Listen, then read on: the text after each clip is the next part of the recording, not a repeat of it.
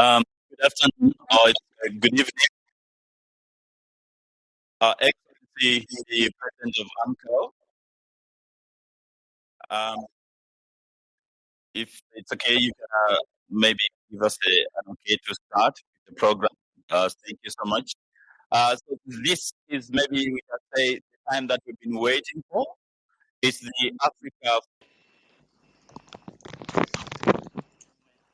Alors, l'orateur se réjouit donc de vous accueillir en cet atelier spécialisé sur le focus, la journée focus sur le continent africain dans le cadre de ce séminaire mondial sur l'eau.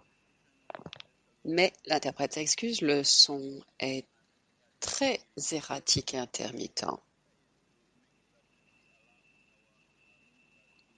Il semblerait qu'un quart d'heure d'indulgence soit demandé dans l'attente de l'arrivée de certains intervenants. De toute manière, nous espérons que le son sera rétabli d'ici là.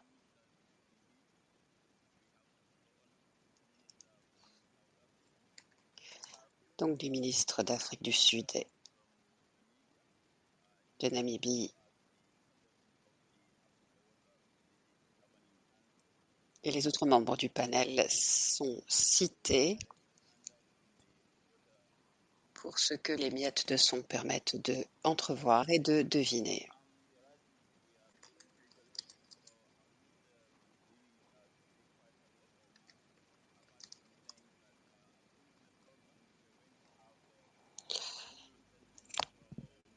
Alors, nous sommes donc heureux de vous accueillir ici, enfin pour ceux qui sont sur place en tout cas et qui ont la chance d'entendre l'orateur, des bisous.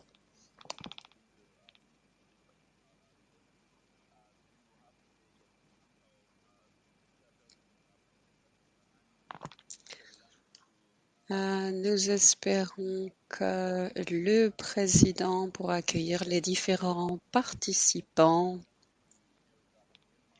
du panel pour vous exposer la vision concernant la problématique de l'eau en Afrique 2025.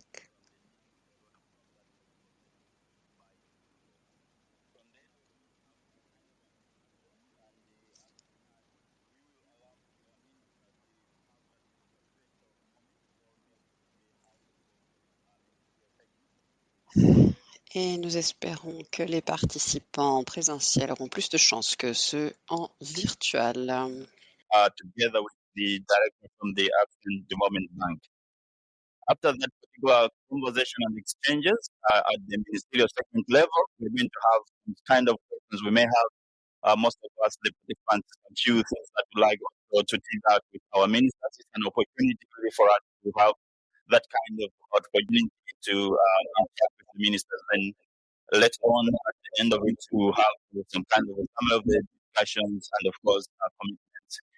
At this point in time, allow me to welcome the Director Chanda, the Director for Water Development and Sanitation Management at the African Bank, to give us a goodwill statement.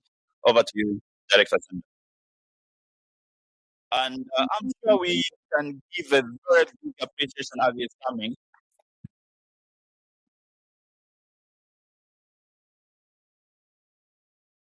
Good afternoon. It's good to see a full house. Your Excellency, Professor Dr. Swilan from Egypt, Chairman of the AMCA, Your Excellency Carl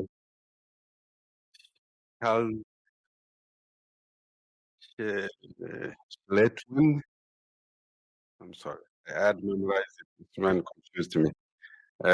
Minister of Agriculture, Water and Land Reform, Republic of Namibia.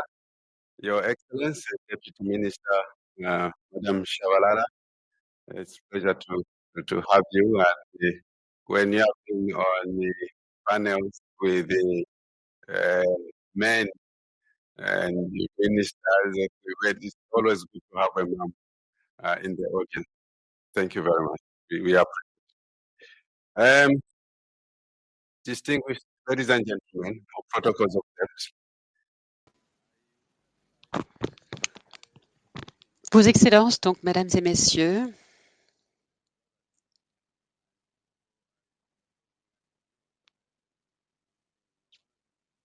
nous sommes très honorés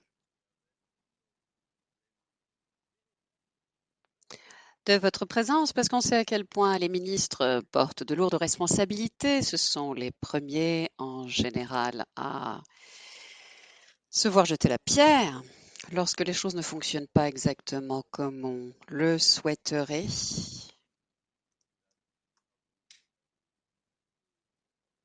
On entend que l'orateur plaisante à ce sujet en guise de propos liminaires, toujours aussi intermittents et fataux. Malheureusement au niveau du son.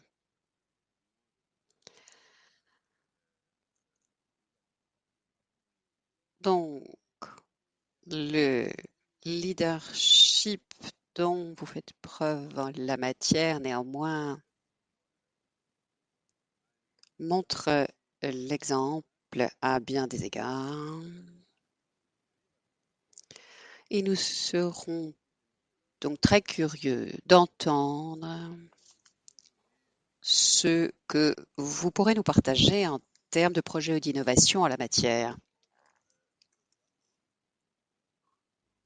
Alors,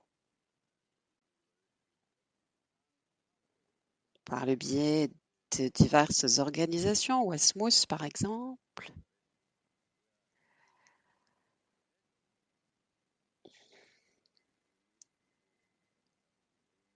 nous essayons autant que possible d'impliquer les directeurs, les chefs d'unité ministériels concernés bien entendu et les directeurs des agences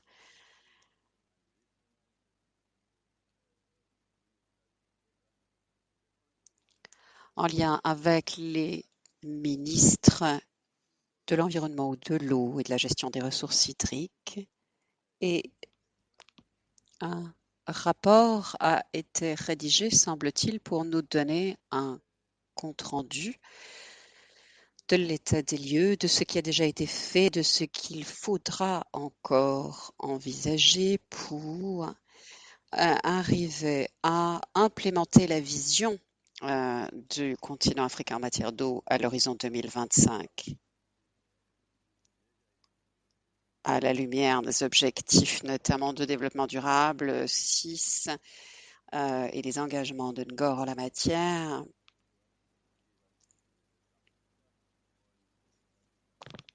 Et donc,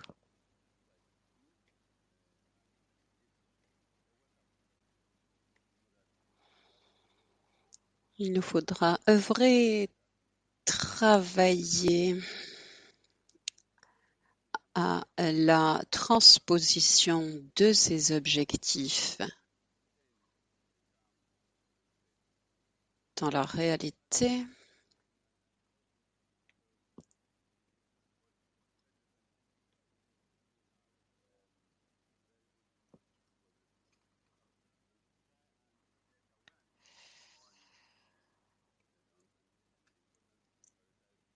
Une série de réunions de haut niveau ont déjà eu lieu, bien entendu, pour attirer et élever le niveau de conscience de l'urgence de ces problématiques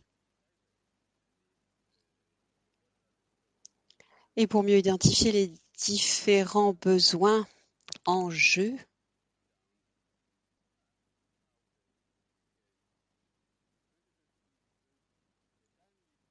au travers des régions concernées du continent africain, en essayant d'adopter un échéancier réaliste sur base d'une série de recommandations formulées aussi réalistement que possible à la lumière de la déclaration de Dakar.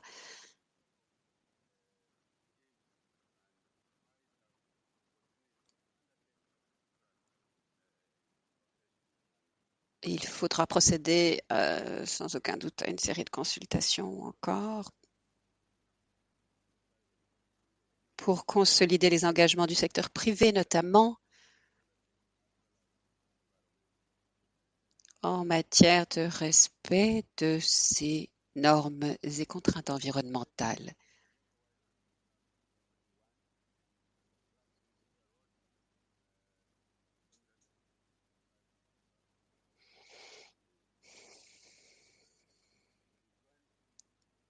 Donc, avec les instruments ou les objectifs formulés clairement dans les instruments que sont la fameuse vision africaine de l'eau 2025 ou la déclaration sur l'eau et les objectifs d'assainissement de l'eau de Sharm el-Sheikh en 2008,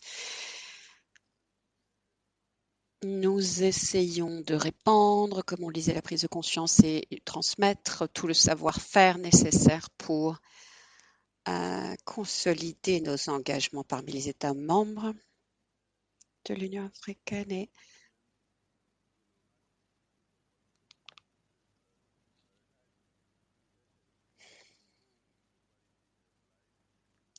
ceci doit se faire dans l'espoir d'améliorer la qualité de vie des différents États membres et des pays concernés. Il nous faut donc, à ce titre, également,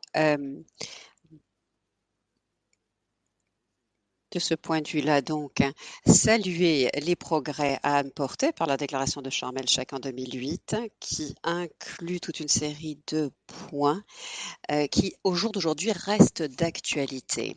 Et il nous faut donc, comme je le disais, saluer les efforts réalisés déjà au niveau de la rédaction de ces objectifs parfaitement louables et toujours encore aussi pertinents qu'avant, mais c'est surtout à la phase d'implémentation et à la transposition dans les faits et gestes que nous aimerions nous intéresser pour que l'ordre du jour soit respecté autant que possible. Je vous remercie de votre attention et de votre patience avant de vous repasser la parole. Merci.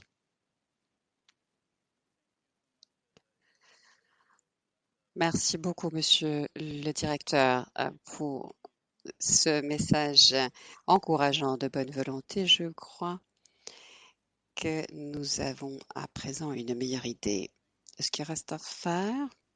Alors cette fois,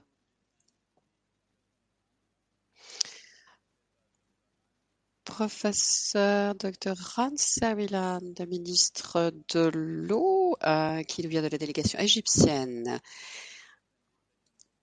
va à présent donc ouvrir la série d'interventions de notre table ronde. Si vous voulez bien, accueillons-le avec autant que possible une chaleureuse ovation.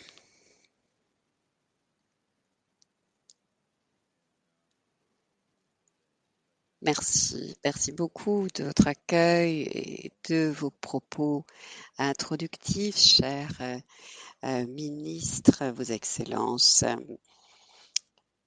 messieurs les directeurs des agences de développement durable, des agences pour l'assainissement de l'eau et le développement économique ou environnemental, ainsi que nos partenaires, mesdames et messieurs, je suis très honorée de pouvoir ouvrir le bal donc à propos de cet atelier se consacrant donc aux problématiques de l'eau concernant l'Afrique, l'Africa Focus Day.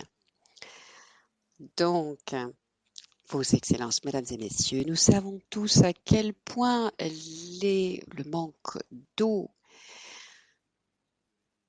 détermine finalement notre gestion de l'autonomie alimentaire, de la souveraineté alimentaire autant que de la sécurité finalement dans tous nos écosystèmes. L'accès à des ressources hydriques fraîches et potables conditionne bien entendu tous les progrès que peuvent réaliser notre continent. Et on peut dire qu'ils ont été assez lents dans le cas de notre continent. Vos excellences, mesdames et messieurs, le rapport annuel de 2022 de la Commission annuelle sur l'implémentation justement de la déclaration de Sharm el-Sheikh et de ses engagements remontant à 2008 afin d'accélérer justement les résultats obtenus en matière d'assainissement de l'eau. Cette déclaration donc de l'Assemblée avait pourtant opté pour une accélération des mesures en matière d'assainissement de l'eau et bien entendu, elle s'est heurtée à la crise sanitaire au cours des 3 dernières années, en 2021 et 2022. Donc, il semblerait que les rapports de monitoring indiquent une augmentation de 0,1% à 0,5% du PNB. En outre, une amélioration tout de même de l'accès pour la population en moyenne aux ressources d'eau potable a augmenté. On est passé de 22% en 2021 à 37% en 2022. Toutefois, ces informations sont issues de rapports d'auto-évaluation réalisés par les différents États membres sur base des engagements réalisés dans le cadre de l'Union africaine, et ceci reflète tout de même un état des lieux assez déplorable. Beaucoup de gens souffrent encore. Quelques 400 millions de gens, en effet, n'ont toujours pas accès à l'eau potable. Le secteur semble encore incapable de réaliser son plein potentiel en matière d'accès sécurisé et d'assainissement à l'eau. Donc, Vos Excellences, Mesdames et Messieurs, pendant que je vous parle, on peut dire que le stress hydrique est toujours encore en hausse et va s'aggravant pour l'ensemble du continent africain, qui continue à souffrir d'inondations et de sécheresses graves en conséquence du changement climatique, et ceci évidemment menace énormément l'accès à l'eau potable, représente également une menace pour la viabilité des écosystèmes et pour la construction de la paix. C'est pourquoi, Mesdames et Messieurs, Vos Excellences, l'objectif de l'Union de l'Afrique d'atteindre l'accès d'ici 2030, dans le cadre aussi de l'agenda de l'Union européenne, ne sera pas atteint, à moins que nous ne réussissions à inverser cette tendance.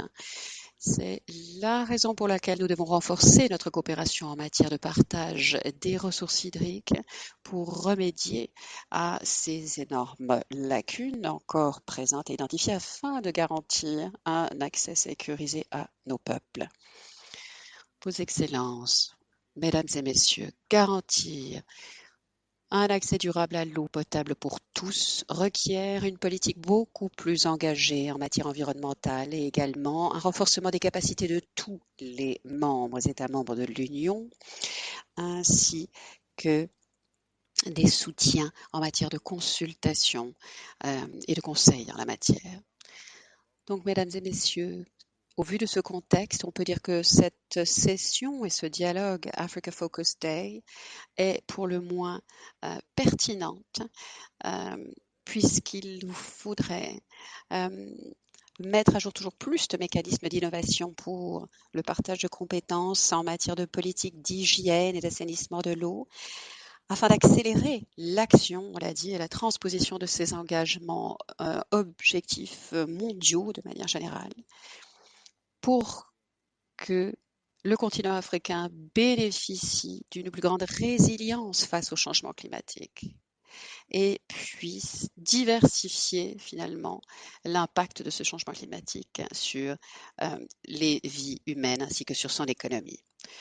Vos Excellences, Mesdames et Messieurs, nous suivons de près ces débats donc, et nous sommes persuadés que cette session permettra de motiver les débats afin d'augmenter finalement la visibilité de ces problématiques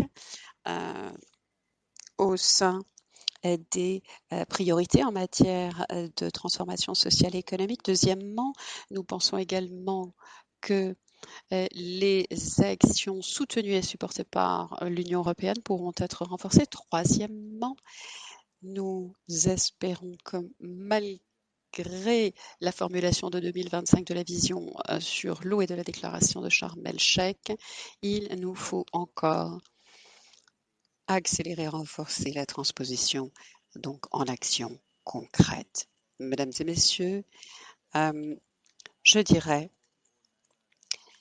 que nous Nous pouvons ici présentement nous engager à soutenir toujours plus activement finalement les commissions de gestion des eaux face à leurs engagements pris au niveau de la communauté internationale et le Centre panafricain d'adaptation hydrique qui a été inauguré lors de l'Assemblée générale de la AMCAO en juin, le 15 juin plus précisément, représente probablement la plateforme la plus prometteuse pour ces échanges de savoir-faire et de compétences. Et je serai très heureux de recueillir au cours de cet événement ainsi que celui qui se tiendra le 29 octobre et ceci jusqu'au 2 novembre de cette année sous l'égide de la thématique concernant la durabilité de la gestion de l'eau, vos participations, vos inscriptions.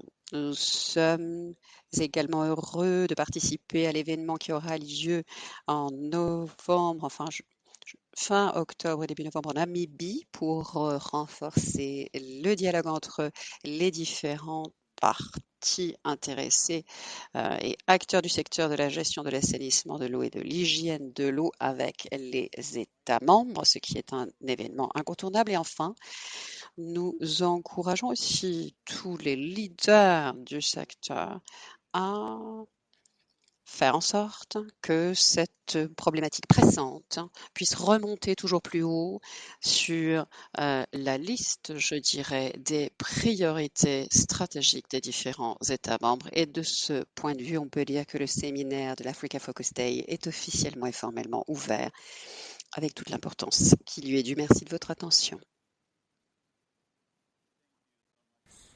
Merci. Merci à vous donc pour ce discours d'ouverture de cette rencontre ministérielle à la Semaine de l'eau ici à Stockholm. Nous vous remercions pour vos encouragements quant à la poursuite de nos efforts, quant à la réflexion autour des défis en lien avec l'eau auxquels nous faisons face sur notre continent. Vous avez souligné de nombreux défis et l'importance du progrès et des efforts que nous devons maintenir. Merci. Alors que nous allons de l'avant, nous avons donc une présentation pour contextualiser un ou deux des efforts que nous avons mis en place avec le secrétariat ANCAO. Nous examinons le développement de la vision pour l'eau de l'Afrique 2020-2025, également la déclaration de Dakar qui a été effectuée lors du forum sur l'eau qui s'est déroulé sur place. Permettez-moi de mettre la présentation à l'écran et ensuite je l'interpréterai pour vous avant de passer à une session questions-réponses et ensuite le segment ministériel. Merci.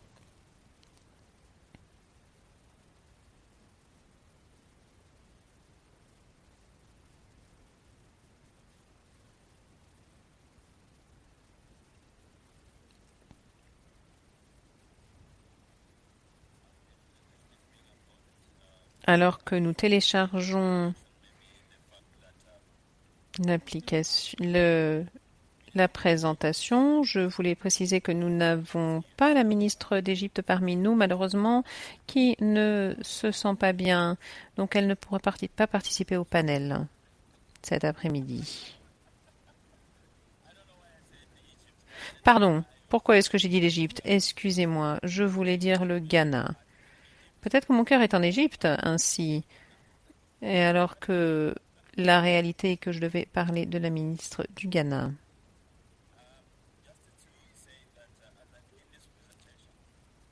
Alors, pour cette présentation, la plupart d'entre nous sommes assez nouveaux et donc pas des experts de ce conseil africain. Donc, je vais parler un peu du contexte pour vous en donner une petite idée.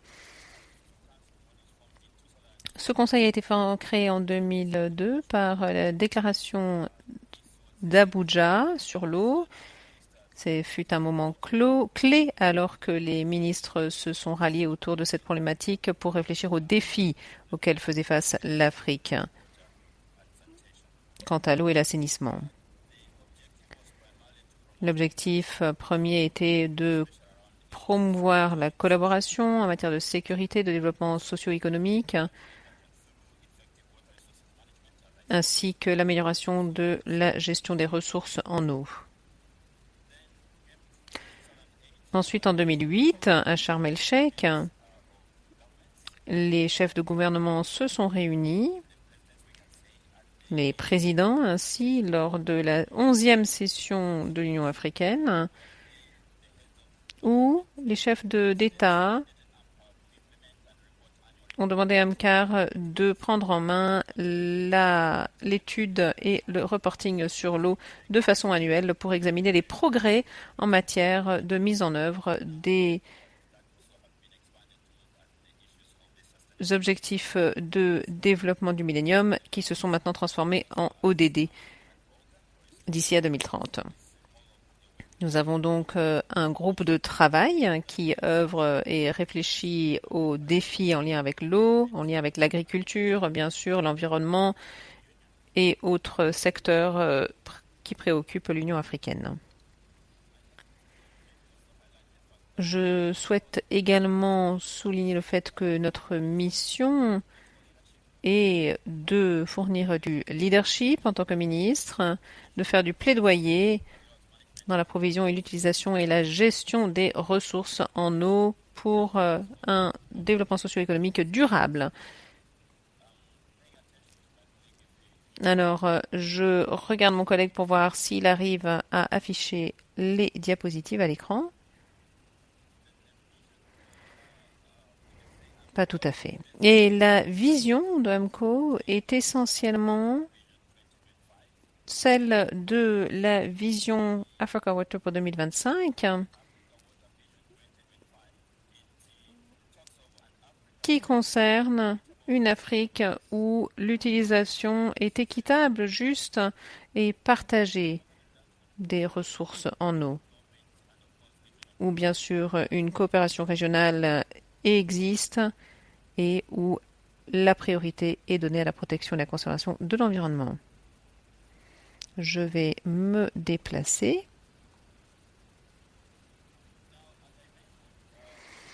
Comme je l'ai déjà dit, la vision Africa Water pour 2025 est notre ligne directrice pour tout le travail que nous faisons en matière d'eau et d'assainissement sur le continent avec différents États membres. Et au vu du fait que nous arrivons donc au terme de cette vision, donc dans 2 ans, nous examinons donc une feuille de route pour formuler cette vision. Et ce que je vais faire dans cette présentation, c'est de vous présenter cette feuille de route. Ce que nous examinons, c'est donc pour 2023-2024 des grandes étapes que nous devons entreprendre. Il y a certaines étapes que nous souhaitions entreprendre dans le contexte de la Africa Water Vision post-2025. Il s'agit tout d'abord de rendre opérationnelles la plateforme de coordination nationale. Nous avons des plateformes qui contribuent aux discussions, qui examinent les ressources en eau, la sécurité, l'assainissement et qui réfléchit aux progrès effectués en la matière. Donc, nous souhaiterions avoir des plateformes de coordination nationale pour pouvoir jauger les avancées de chaque pays. Nous réfléchissons également à mettre en place une évaluation intermédiaire. Notre collègue a parlé des évaluations de 6 États membres sur les exigences et les nécessités pour des systèmes fonctionnels. L'idée est d'avoir un système de suivi qui puisse générer l'information nécessaire nous permettant de prendre des décisions, d'évaluer les écarts et de des actions que nous devons mettre en place pour combler ces écarts. Nous examinons également la possibilité de l'utilisation d'un outil pour combler les écarts de 2016-2018. Donc c'est un système de suivi qui utilise l'année 2016 en tant qu'année de référence par rapport à la progression vers les ODD et les engagements faits par nos ministres et nos ministères. Ensuite, quatrième étape, nous tentons de s'assurer d'utiliser cette année 2023-2024 pour collecter des données auprès des États membres grâce à un système et un outil très spécifique. Et pour ceci, nous examinons les données qui sont contribuées par les États membres entre 2022 et 2023, mais notre souhait serait que cette année, nous puissions collecter davantage de données à utiliser pour formellement et identifier les écarts et les combler. Ensuite, nous pensons qu'il est nécessaire de faire des formations globales selon les données collectées, évidemment. Pour l'étape numéro 6, il s'agit de s'assurer donc d'étendre les propositions et le cadre d'action pour la vision Africa Water Post 2025. L'idée est qu'une fois que nous recevons les données de la part des États membres, nous puissions examiner ces données pour réfléchir à quelles autres parties prenantes nous pouvons inclure et comment répondre au mieux aux problématiques qui figurent dans nos rapports et utiliser ces informations également pour définir quelles seraient ou quelles devraient être nos priorités et sur quoi nous devrions nous concentrer alors que nous allons vers cette vision Africa Water Post 2025. Comme il est stipulé sur la diapositive, le point 7, pour 2025, nous souhaitons avoir un leadership fort sur le continent, s'approprier donc la vision et être engagé dans sa mise en œuvre. Nous pensons que d'ici là, nous devrions pouvoir avoir un cadre ou une ébauche de cadre, en tout cas, qui nous donne une direction pour les années à venir. Et je pense que cela concernera également un programme qui définira les objectifs. Est-ce que cela sera d'ici à 2030 ou 2050? Est-ce que nous nous alignerons au programme de l'Union africaine ou autre? Voilà, pour certains points qui devront être abordés et peaufinés à l'avenir pour mieux définir notre direction. Et enfin, la dernière étape, il s'agit de l'étape 8. Nous pensons qu'en 2026, au début de cette année calendaire, nous aurons établi donc cette vision Africa Water Vision qui sera alignée aux autres programmes et qui sera adoptée au plus haut niveau politique sur le continent.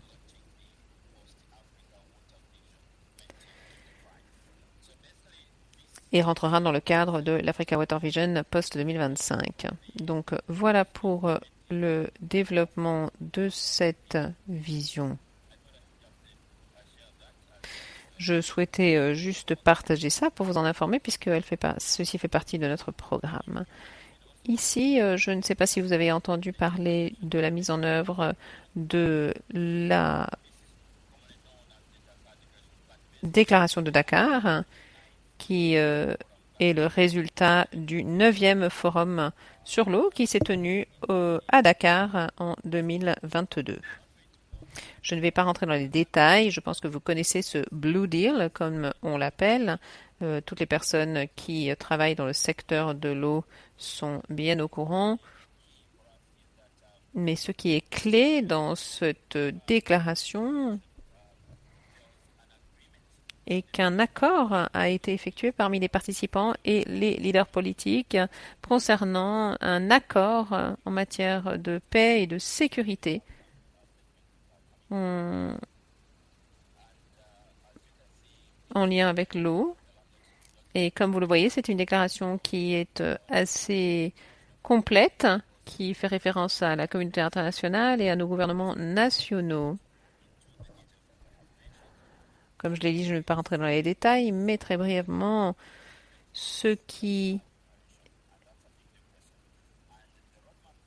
que nous tentons de faire maintenant, c'est de réfléchir à comment mettre en œuvre cette déclaration. Donc, avec certains collègues du gouvernement du Sénégal, par exemple, nous examinons plusieurs options. Mais une des options clés que nous souhaitons prendre est qu'alors que nous préparons au 10e forum sur l'eau, nous devons tenir compte de ce qui est stipulé dans cette déclaration. Et alors que nous examinons et notre posture en tant qu'Afrique, eh bien, aux abords du 10e forum sur l'eau,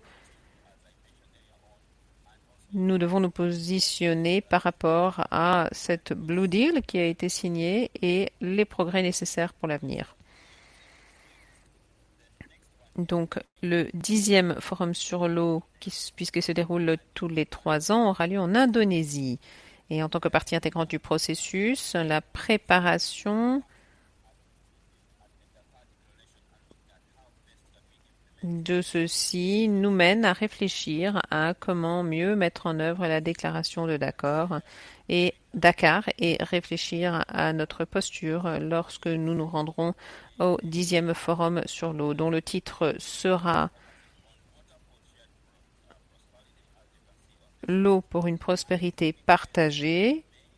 Les dates sont du 18 au 24 mai 2024. Et ce forum se déroulera à Bali, au centre de convention, en Indonésie. Nous serons donc accueillis par le gouvernement de la République d'Indonésie, ainsi que le WWC World Water Council. Donc il y a divers programmes qui figurent à l'ordre du jour, des sessions thématiques régionales et politiques. Bien sûr, la région Afrique sera représentée. Il y aura des programmes politiques également qui feront partie intégrante de ce forum, comme l'a été fait à Dakar. Il y aura des panels de haut niveau, des sessions spécifiques, des événements parallèles, une exposition, ainsi que des déplacements sur le terrain. Et nous aimerions utiliser ce processus alors que nous nous préparons à ce forum. Nous regardons donc la déclaration de Dakar et lorsque nous l'examinons, il y a plusieurs processus auxquels nous réfléchissons. Le processus régional, par exemple, qui nous permet de regarder les sous-thèmes et les thèmes qui vont être abordés lors de ce forum sur l'eau. C'est un processus qui nourrit bien sûr le processus politique. Il y a 3 processus différents qui sont en lien. Donc le processus politique, le processus du forum, le processus thématique et le processus régional. Bien sûr, des parlementaires, des autorités locales, les ministres et autres font partie intégrante de ceci et d'autres partenaires également. Je ne vais pas rentrer dans tous les détails parce que la plupart de ces informations figurent déjà sur des sites en ligne.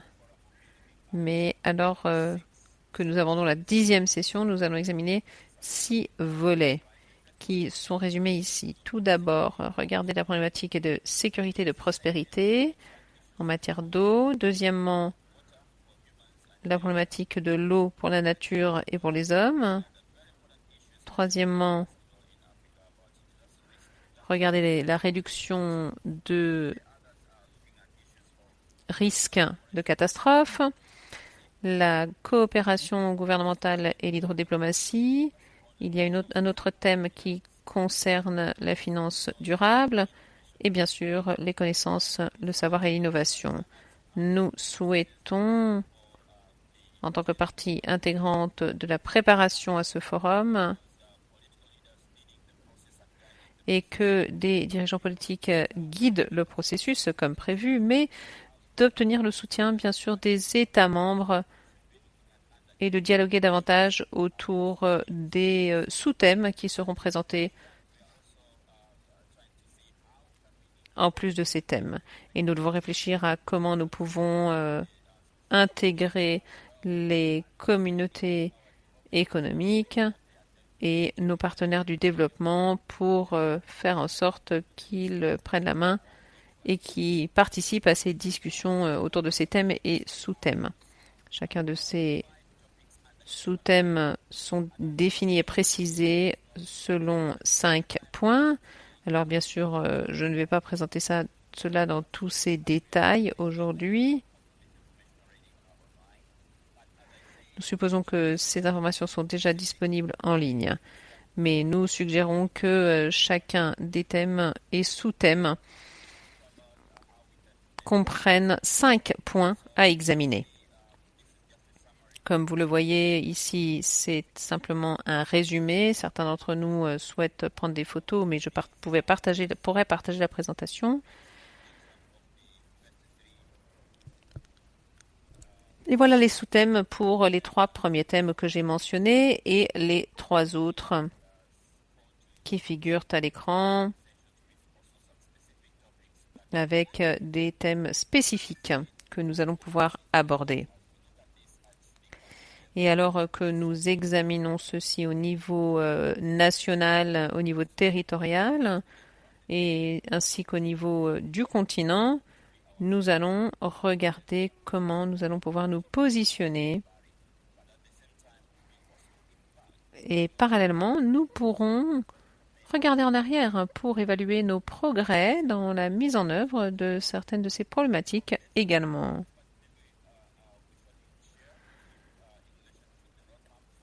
Et voilà ce que nous souhaitions partager en matière de feuille de route pour les progrès et la suite dans le cadre de la African Vision post-2025 et comment nous allons pouvoir relever les défis et mettre en œuvre la déclaration de Dakar. Je vous remercie infiniment pour votre écoute et votre attention.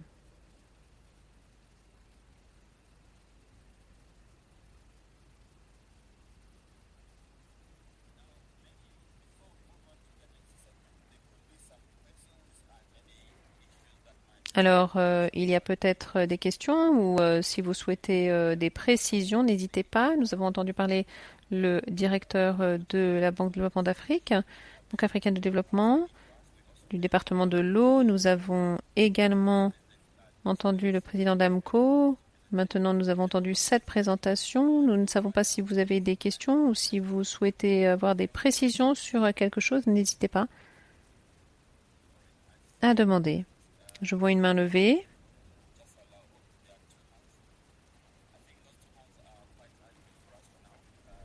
Alors, il y a 2 mains levées.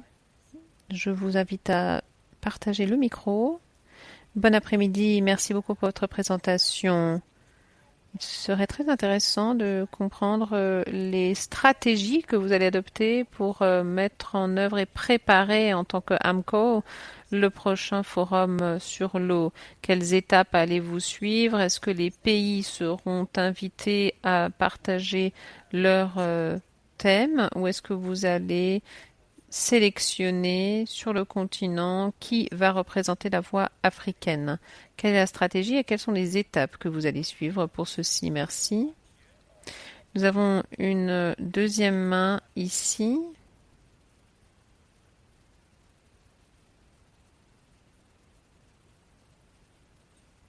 Merci beaucoup. Bon après-midi. La présentation est assez détaillée, mais je voulais demander où en était le continent par rapport à l'ODD 6.1 et selon la vision dont vous parlez, post-2025, en matière de ces 3 idées, où est-ce que nous en sommes? Quels sont les défis? Qu'est-ce qui n'a pas été fait? Et qu'est-ce qui a été fait, bien sûr, en préparation de la 10e conférence, différents forums sur l'eau? Merci. Merci pour vos questions. La première concerne la stratégie en matière de notre posture. Alors, en matière de processus, nous avons un comité qui est en phase de création, qui n'existe pas encore, mais nous souhaitons réfléchir à comment nous allons demander à nos leaders de communiquer la direction politique. Nous sommes en train de réfléchir à ceci de façon classique. AMCO et la Banque africaine de développement collaborent, s'occupent de la préparation au niveau continental. Et ce qui est clé, ce sont les consultations. Et pour cette raison, il est important d'avoir des consultations et des conversations autour de ces thèmes. Normalement, nous avons le leadership qui nous donne les lignes directrices. Nous avons des communautés également qui s'occupent des sous-thèmes, qui nous aident à réfléchir au niveau des sous-régions, parce que nous sommes à différents stades, puisque nous sommes maintenant 55 nations ici en Afrique. Donc nous avons la communauté économique régionale qui s'occupe de réunir les pays autour des discussions sur des thèmes en particulier. Ensuite, nous avons toutes les parties prenantes qui s'intéressent au positionnement de chacun des thèmes, qui est ensuite présenté pour une considération supplémentaire au niveau ministériel. Et dans ce processus, nous avons peut-être des consultants ou des rapporteurs qui sont à l'écoute de ce qui se dit lors de ces consultations et qui tentent de ensuite résumer ces informations dans un document que l'on appelle le document de positionnement de l'Afrique, qui devient le document de référence, qui résume le positionnement de l'Afrique, qui est ensuite lancé lors du jour dédié à l'Afrique pendant le forum sur l'eau. Donc en matière de processus, voilà comment cela se passe. Mon frère a également soulevé un point intéressant dans plus de détails par rapport à nous en sommes maintenant et ce que nous souhaitons atteindre en matière de vision 2025. Alors, comme je l'ai dit, le système de suivi de la sécurité de l'eau est en train de préparer donc un rapport pour 2023 et ce rapport sera le fondement pour les discussions et les processus à suivre.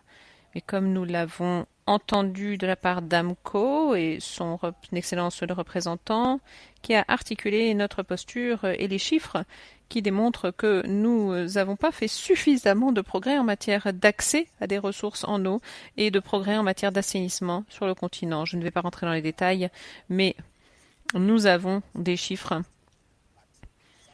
précis si vous souhaitez les obtenir. Dans les conversations parmi nos ministres, il y aura bien sûr des points qui seront présentés également, donc permettez un peu plus de temps pour que ces thèmes émergent de ces conversations. Merci. Nous avons Dr Diatta du Sénégal qui souhaite prendre la parole, peut-être. Peut-être que vous allez faire justice à certains points que j'ai peut-être seulement survolés. Vous pouvez apporter certaines précisions. Merci. Merci beaucoup. J'étais à Dakar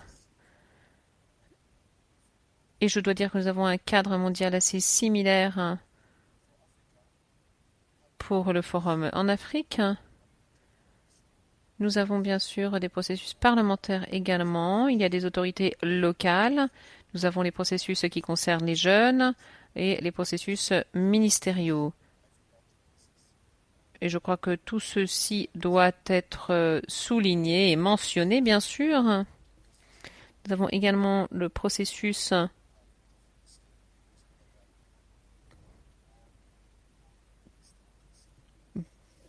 de développement qui concerne plus particulièrement Dakar, car nous travaillons beaucoup sur ces problématiques.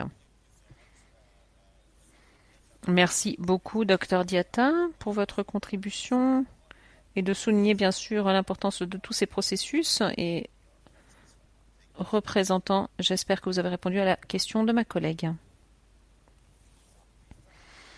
Très bien, donc maintenant, nous arrivons au moment tant attendu. Nous allons pouvoir avoir des échanges avec nos leaders politiques. Traditionnellement, nous souhaitons simplement échanger et partager des expériences et réfléchir à comment peut-être agir différemment également. Je vais voir comment procéder maintenant.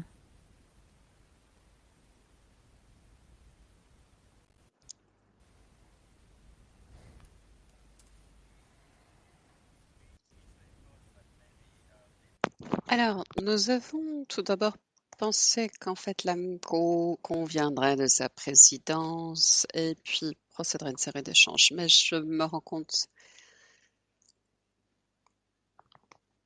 que cela pourrait poser des problèmes d'organisation pratique. Laissez-moi réfléchir à la meilleure façon de procéder.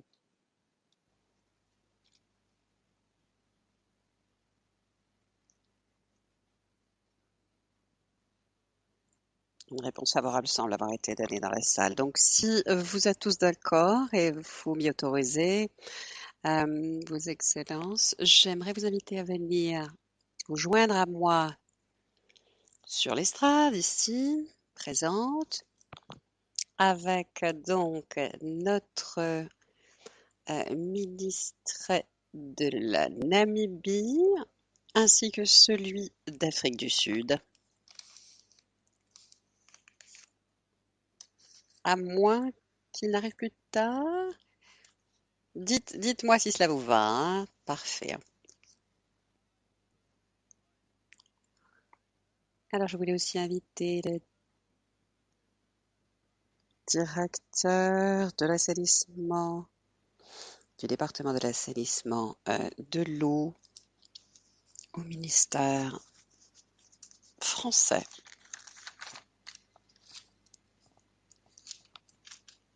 Si vous le voulez bien. Merci de nous rejoindre.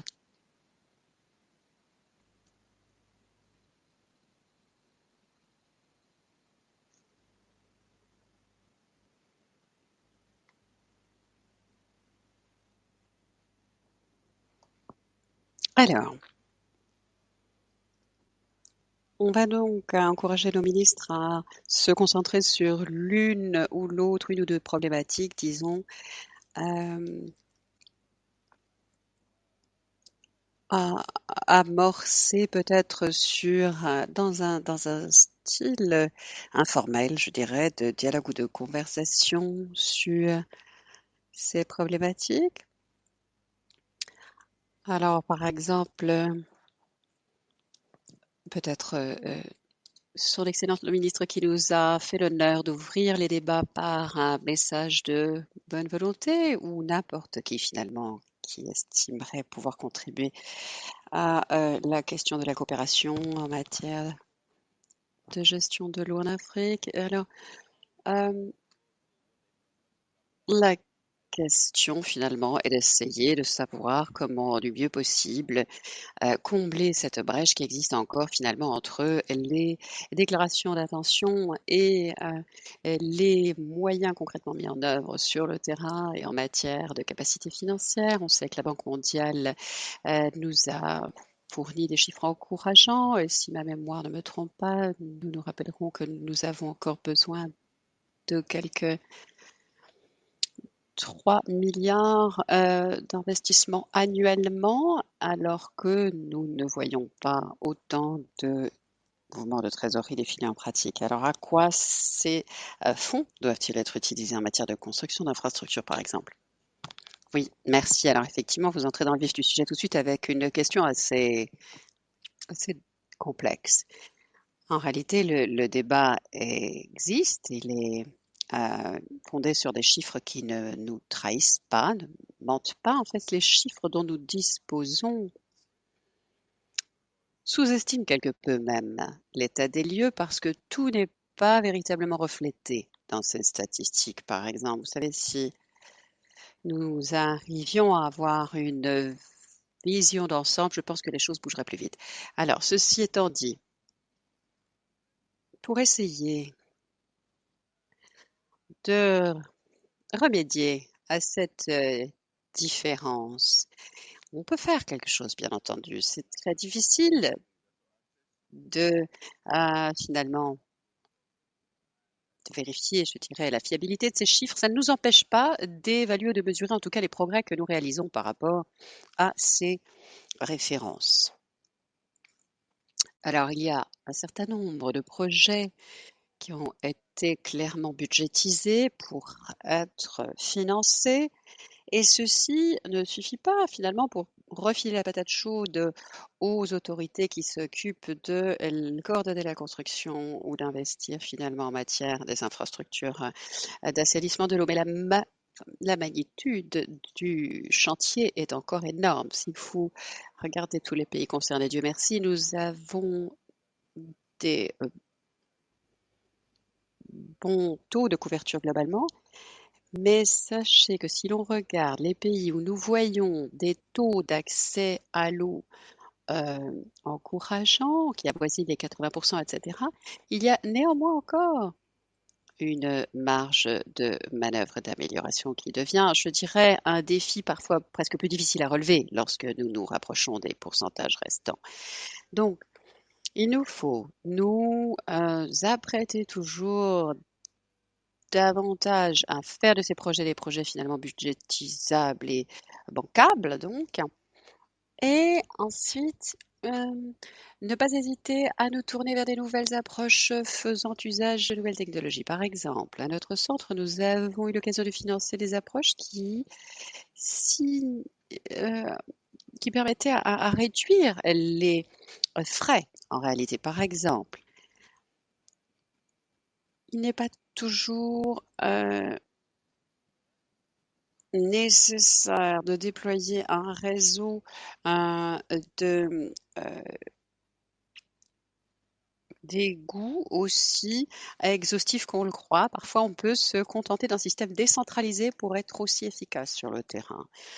Par ailleurs, nous avons aussi des données qui nous viennent du secteur public, évidemment, et on s'aperçoit que c'est l'acteur principal le plus impliqué dans ces constructions, c'est indéniable. Si l'on tient compte des récoltes annuelles en matière d'entretien des eaux usées, eh bien, une grande question qui se pose à propos de l'utilisation de ces ressources est celle de leur efficacité. Alors, nous avons un système de budgétisation qui est un petit peu difficile à évaluer. La plupart des systèmes de planification budgétaire sont annuels. Bon, on ne peut pas d'ailleurs entreprendre ou s'embarquer dans un projet de longue haleine sans avoir une visibilité plus longue en réalité. Il nous faut 3 ou 5 ans d'horizon, donc une budgétisation annuelle est insuffisante, n'est pas satisfaisante dans ce domaine-là, par exemple. Je crois donc que le fait d'être confronté maintenant à la pratique et d'être obligé de fournir des résultats va être la clé du succès finalement, parce que on va assez rapidement s'apercevoir justement des lacunes dans les accords ou les arrangements bilatéraux existants. Alors un autre domaine que nous n'avons pas encore pleinement exploité sur le continent et qui nous permettrait pourtant d'extraire de nouvelles ressources est lié à la justification des liens existants avec le changement climatique ou les projets dits verts. Qu'est-ce qu'on entend par des projets verts? Ce sont des projets qui soutiennent et supportent la résilience, donc l'adaptabilité au changement climatique. Et en réalité, tous les projets liés à la gestion des ressources hydriques sont donc par définition des projets verts, alors que nous n'utilisons pas forcément ce canal et cette source de financement au niveau des investissements mondiaux.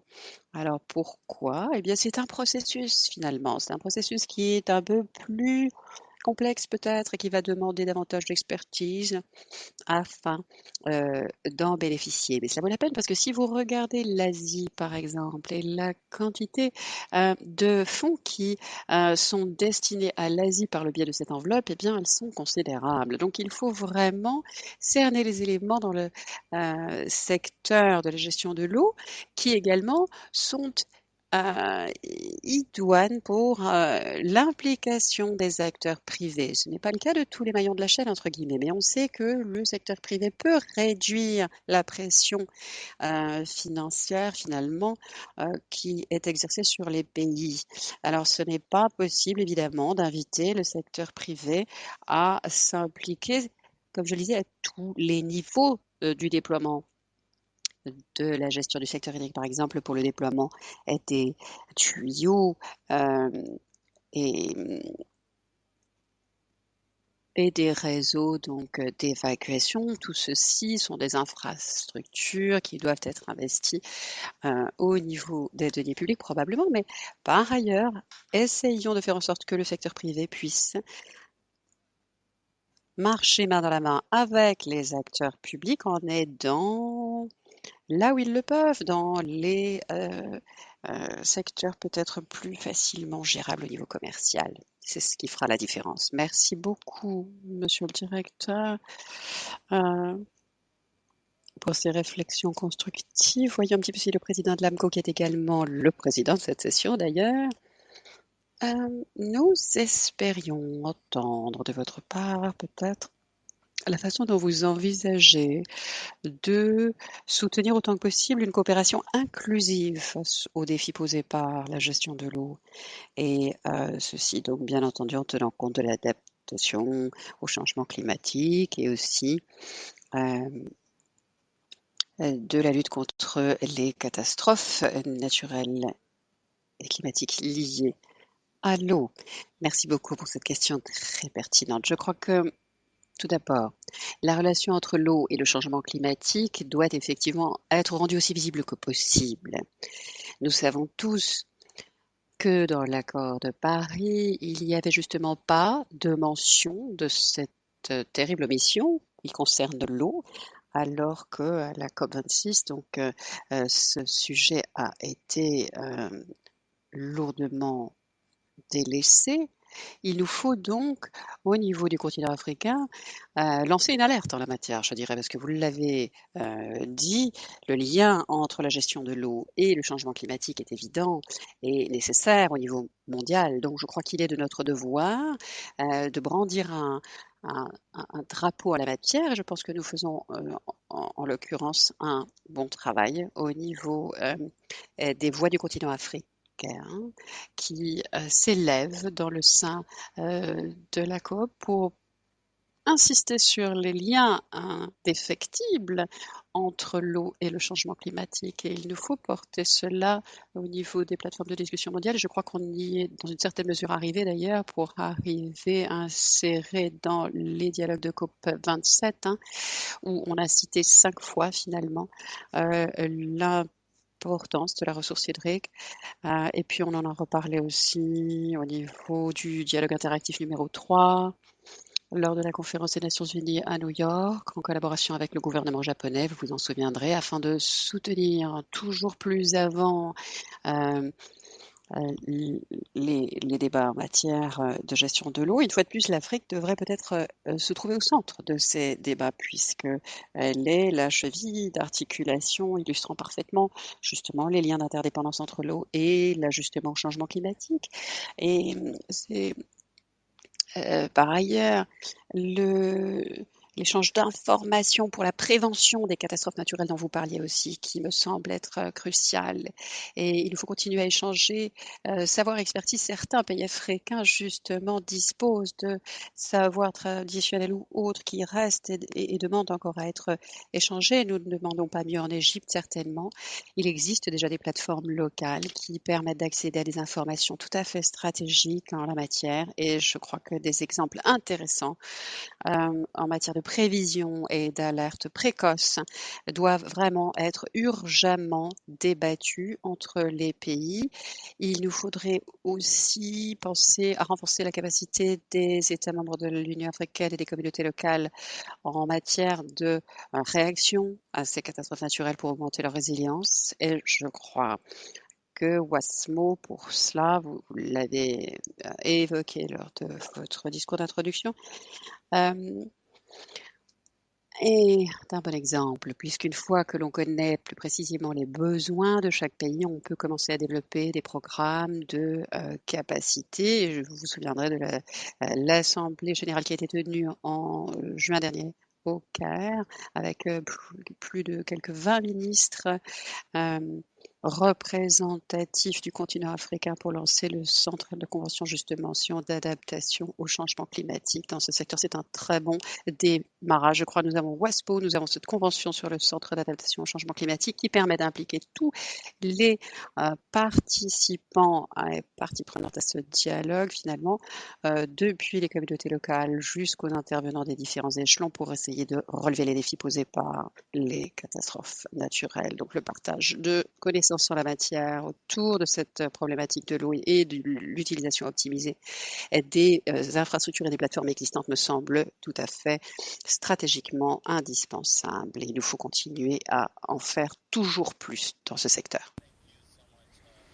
Merci, merci, Excellence, et merci à Monsieur de Amkao.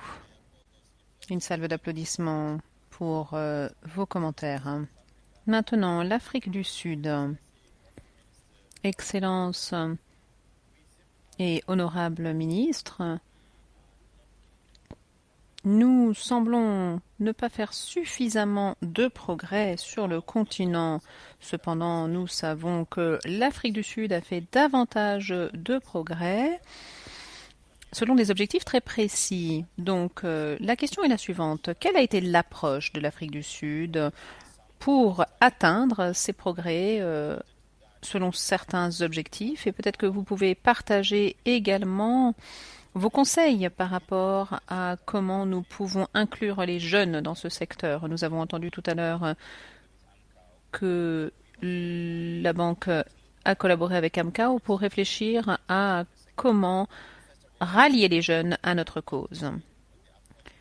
Mais tout d'abord, quelle a été l'approche et la stratégie de l'Afrique du Sud selon certains objectifs précis? Merci. Merci beaucoup. Et bon après-midi à tous et à toutes. Et bien sûr, le représentant d'AMCO, l'ancien président, les panélistes. Tout d'abord, vous savez que l'Afrique du Sud a atteint certains objectifs, ce qui a exigé un travail et un acharnement, surtout une volonté politique. Il faut également que toutes les parties prenantes s'impliquent dans cet exercice en matière de financement, en matière de mobilisation humaine. Il faut également collaborer avec le secteur privé et beaucoup de travail. Nous avons collaboré avec la Banque mondiale de développement pour certains projets et cela fait partie intégrante de comment nous avons atteint certains objectifs que nous avions définis. Nous avons des réformes politiques qui, avec le temps, nous avons utilisées et que nous pouvons maintenant examiner grâce à un cadre de politique qui a été ratifié, qui a ensuite été mis en œuvre pour être rendu opérationnel. Nous avons eu des programmes de mise en œuvre, par exemple le master plan pour l'eau et l'assainissement. Nous avons bien sûr mis en place des actions, des projets, des programmes qui ont fait en sorte que l'environnement était adapté et prêt au changement. Nous avons également aligné l'environnement à la mise en œuvre programmée et à notre programme plus général. En tant que législateur, nous devons reconnaître que du point de vue exécutif, nous apprécions beaucoup que notre ministère est également membre de ces parties prenantes qui œuvrent en la matière et nous devons nous assurer que l'environnement se prête au changement et permet et soit favorable au changement pour pouvoir nous accompagner, que les institutions souhaitent accompagner, suivre et évoluer. Les problématiques que vous avez soulevées par rapport aux jeunes, que faisons-nous? Eh bien, nous faisons plusieurs choses en Afrique du Sud. Nous avons donc une commission de recherche sur l'eau et il ne s'agit pas uniquement de collaborer avec les jeunes, mais également avec l'autonomisation de la femme. Comme vous le savez, nous avons plusieurs participants qui sont des jeunes élèves, des étudiants. Et ce que nous faisons, c'est que nous faisons du mentorat, nous les suivons pour leur apprendre tout ce que nous savons sur l'eau, sur l'éducation et l'eau, sur la ressource, et ainsi nous investissons dans des futurs ingénieurs. Nous nous assurons que dès le plus jeune âge, les enfants soient intéressés et inquiets de cette ressource en eau. Donc nous devons également regarder et réformer nos curriculums scolaires car nous pensons que l'eau est la vie et que nous devons intégrer l'étude de cette ressource dès le plus jeune âge. Il faut commencer avec les enfants à la maison dès qu'ils sont tout petits pour leur apprendre à utiliser l'eau correctement et avec précaution. Donc, comme vous le savez, nous provenons d'une société inégalitaire et donc nous avons beaucoup travaillé pour rendre l'eau accessible à tout le monde et l'assainissement également. Nous tentons d'atteindre tous nos objectifs, ce qui est quand même relève du défi et nous tentons de nous assurer de ne laisser personne pour compte alors que nous œuvrons. Nous faisons preuve d'effort et de persistance. Et il a été réitéré par nos plus hautes autorités que personne ne doit être laissé pour compte et que nous devons atteindre nos objectifs et nos priorités. Mais c'est vrai que l'Afrique vit une migration de la population et je pense qu'il est important d'accélérer le mouvement vers nos objectifs pour tenter de maintenir notre population sur le continent. Il faut que nous accélérions nos démarches et il est essentiel de s'assurer que lorsque nous parlons de 2026, 2050, 2030, cela va arriver à grands pas. Donc, nous devons faire en sorte d'équilibrer nos actions et nous pousser un maximum pour s'assurer d'avancer rapidement et d'accélérer la mise en œuvre autant que possible. Je vous remercie pour votre écoute. Merci. Merci beaucoup. Merci, honorable ministre. Merci pour vos pensées et votre réflexion. Maintenant, nous avons notre collègue qui est donc expert, car vous avez été ministre de la Finance et de la Planification économique. Parfois, nous pensons que nous ne savons pas échanger avec les ministres de Finances, mais vous l'avez été, donc nous allons profiter de cette occasion. Par rapport à l'eau et l'assainissement, comment pensez-vous que cela peut contribuer au développement économique de l'Afrique et qu'est-ce que nous pouvons changer en matière d'investissement? Deuxièmement, vous avez entendu notre coprésident qui a parlé de la semaine de l'eau au Caire et également d'une conférence sur l'assainissement. Que nous devons nous faire pour augmenter les investissements? C'est à vous, cher ministre. Merci beaucoup. Vous me posez des questions comme si j'étais le ministre des Finances, mais sachez que, en tant qu'être humain qui dépend de l'eau pour la vie, c'est quelque chose que nous oublions souvent. Donc, je vais commencer par répondre ainsi. Nous avons deux choix qui se présentent à nous. Nous pouvons penser que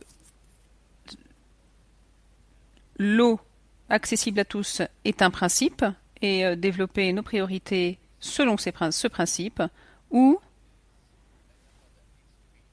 nous pouvons réfléchir à l'eau d'une autre manière et l'aborder de manière financière et pécuniaire.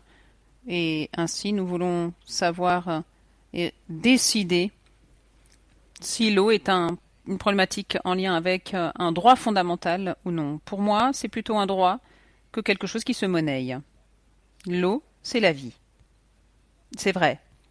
Et ce n'est pas uniquement la vie pour les êtres humains, mais pour toutes les choses vivantes de notre planète. Donc je suis d'accord avec notre président, comme quoi le cycle de l'eau et le changement climatique et le programme ne forment qu'un. Lorsque vous voyez ce qu'il se passe au niveau du changement climatique, il y a bien sûr des problèmes d'inondation, de sécheresse ou autres, en tout cas des catastrophes qui sont en lien avec le cycle de l'eau. Donc je le seconde lorsque je dis que nous ne devons pas séparer et créer des silos entre ces problématiques, mais traiter toutes ces problématiques comme une seule problématique.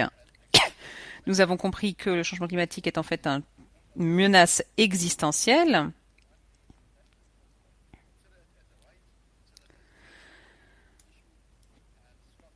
Donc, pensez à ceci comme un droit, comme la problématique principale, et acceptez ceci comme un fait. Ensuite,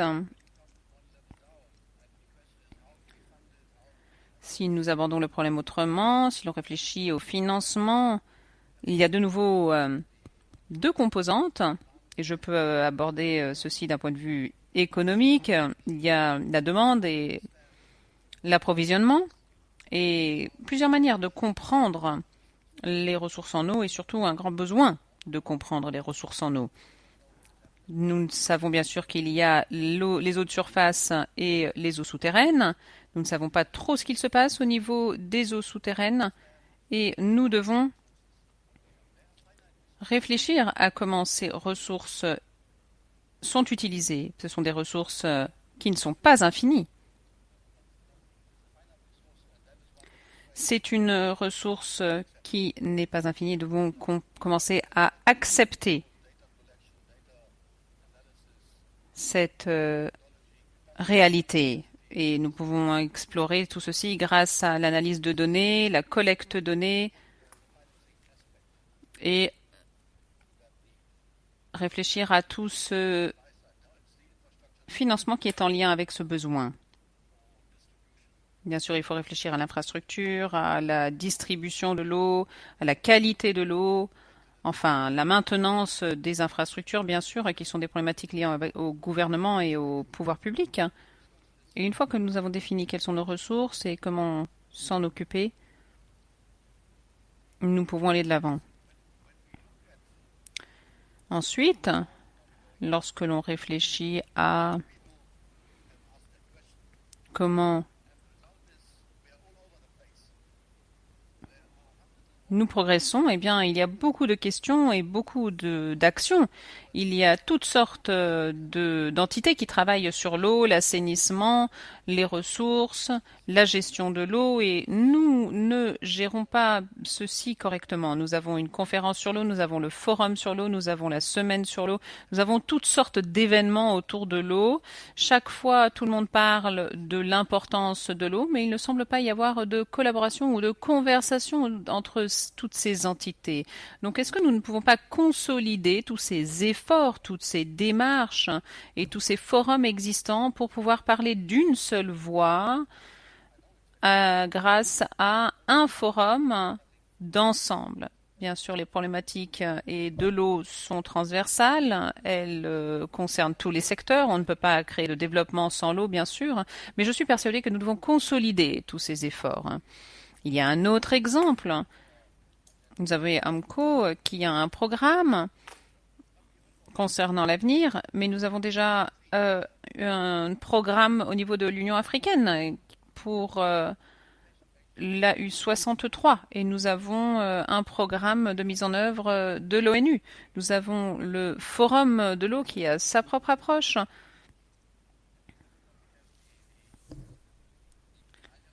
Et en Afrique, nous avons le comité de haut niveau sur l'eau qui a un plan d'investissement. La conférence de l'ONU et nous savons ces choses, mais il est peut-être temps de nous rallier pour créer une seule voix. Nous devons nous coordonner. Si nous ne le faisons pas, nous allons faire face à de grands obstacles. Alors bien sûr, comme je l'ai dit ce matin, l'argent n'est pas un problème. Il y en a suffisamment. Nous finançons toutes sortes de choses, mais il s'agirait de financer l'essentiel. Parfois, l'eau ne figure pas comme ce qui est plus important. Et enfin, j'ai un point très précis par rapport à l'Afrique. L'Afrique n'a pas déclenché le changement climatique et n'en est pas responsable. Donc lorsqu'on parle de l'adaptation, on ne devrait pas parler, selon moi, d'adapter le mode de vie africain, parce que le mode de vie africain n'a pas contribué à la pollution, mais nous devons aider l'Afrique à s'adapter et à survivre au vu de la calamité que nous avons induit en tant que pays développés, qui est un fléau pour nous dans les pays en voie de développement actuellement. Maintenant, comment nous pouvons-nous réfléchir à atteindre le niveau des pays riches et de quoi avons-nous besoin, quelle assistance et comment allons-nous pouvoir déployer cette aide. Mais nous ne devrions pas être en proie à des injonctions, bannir l'élevage par exemple, parce qu'il n'y a pas suffisamment. Je ne pense pas que ce soit un programme adapté ou un moyen adapté de sortir de la problématique du changement climatique. Nous sommes une grande composante de la population du monde mondial, et nous avons le droit de contribuer et de nous faire entendre dans la voie de l'avenir et comment nous allons l'aborder. Merci beaucoup pour votre écoute. Merci beaucoup pour ces commentaires qui sont tout à fait inspirants et qui nous donnent une direction. Nous apprécions donc tout particulièrement votre intervention, Monsieur le représentant d'Amcao, et nous remercions les intervenants donc de Namibie, la ministre de l'Afrique du Sud et bien sûr le directeur de l'eau et l'assainissement à la Banque mondiale. Merci. Nous arrivons à terme de notre temps imparti, donc nous allons nous arrêter là. Et peut-être que nous pouvons simplement inviter certains membres du public à s'exprimer ou certains délégués s'ils le souhaitent. Je ne sais pas si le Sénégal souhaitait intervenir, ayant entendu les panélistes à cet instant. Quelles sont les conclusions que vous pouvez tirer de ces interventions? Peut-être que nous pouvons également entendre le Malawi par rapport à ce qui a été dit aujourd'hui. Est-ce qu'il y a un micro qui peut être partagé? Merci. Le Sénégal.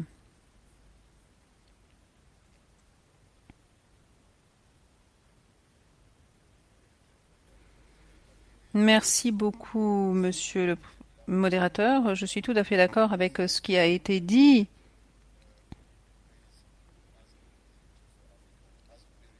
Et nous devons bien sûr bien réfléchir aux priorités de l'Afrique. Ceci est essentiel. Mais, cher ministre, je n'ai pas entendu parler de notre initiative et je sais qu'à la COP27 à Sharm el-Sheikh, c'est une initiative qui est importante. Ma deuxième question est la suivante. Peut-être pour Chanda. L'Afrique n'est pas un continent très calme. Nous avons des crises politiques. Nous avons le changement climatique également qui nous touche. Quelle est la stratégie de l'Afrique pour protéger ses citoyens? Et qu'en est-il de l'approvisionnement en eau par rapport aux crises et à la migration? Qu'est-ce que la Banque mondiale peut faire pour soutenir nos pays?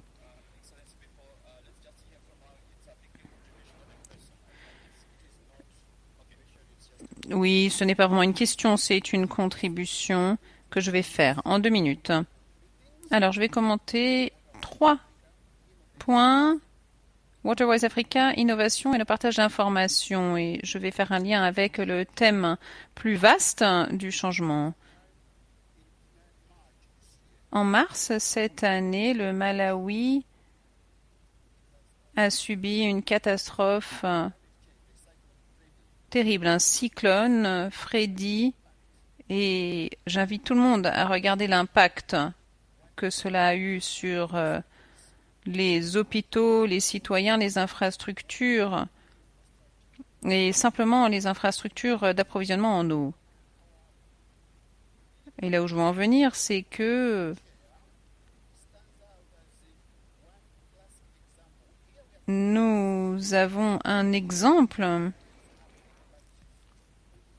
parce que nous parlons d'une Afrique intelligente en matière d'eau, Waterwise Africa, mais suite à une telle catastrophe, en 14 jours, nous avons pu restaurer, remplacer et remettre en état l'infrastructure impactée qui avait coupé l'accès à l'eau à tous les citoyens.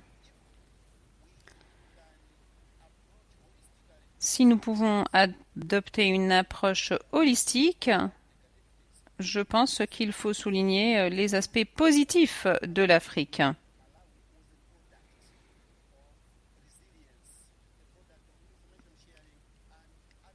Et l'Afrique est un exemple de résilience, de partage d'informations et de leadership politique. Merci.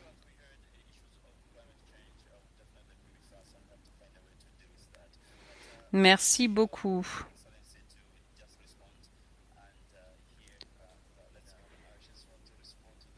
Voilà, je souhaitais juste répondre à la question. Pour les personnes qui ne connaissent pas AWARE, c'est l'action pour l'adaptation à l'eau et la résilience qui représente une des 5 initiatives qui résultent de la COP 27 qui s'est déroulée à Sharm el-Sheikh en novembre dernier. AWARE est encore en fonction. Nous en avons parlé même aujourd'hui à plusieurs reprises. Il y a plusieurs pays qui participent à AWARE, mais moi je réponds à la question en tant que ministre, car c'est une initiative mondiale qui a été lancée en Égypte et qui se concentre sur les problématiques des pays en voie de développement, surtout en Afrique. Et nous avons 6 piliers. Nous avons la collaboration de plusieurs institutions, la FAO, l'UNESCO, la FAO, l'UNESCO, parmi d'autres, qui se sont intéressés à notre travail et qui se sont exprimés en faveur.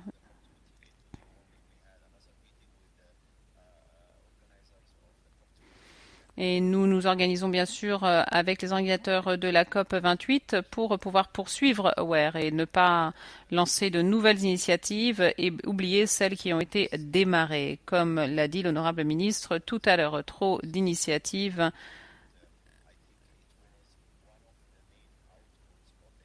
nous dispersent.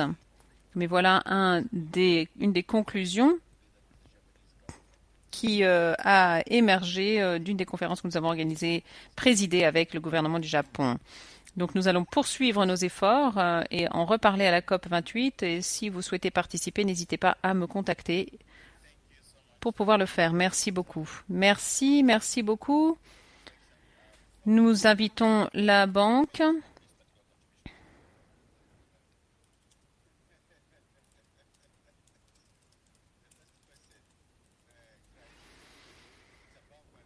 Tout d'abord, la réponse doit être adressée aux honorables ministres, mais il y a des efforts qui sont effectués par l'Union africaine, bien sûr, et nous espérons que nous pourrons atteindre une certaine stabilité sur le continent.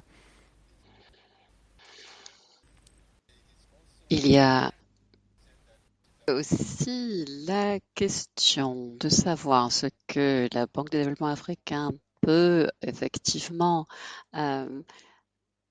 résoudre en matière de problèmes. Nous soutenons bien entendu les pays en crise tels que le Mozambique ou le Malawi.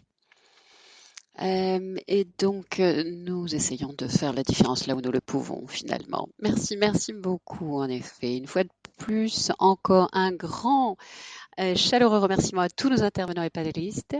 Et je crois que ceci va officiellement marquer la fin de notre session, notre atelier qui a débordé de 10 minutes finalement le timing prévu. Mais je pense qu'il ne me reste plus qu'à vous souhaiter une belle soirée. Cela en valait certainement la peine. Au revoir et merci.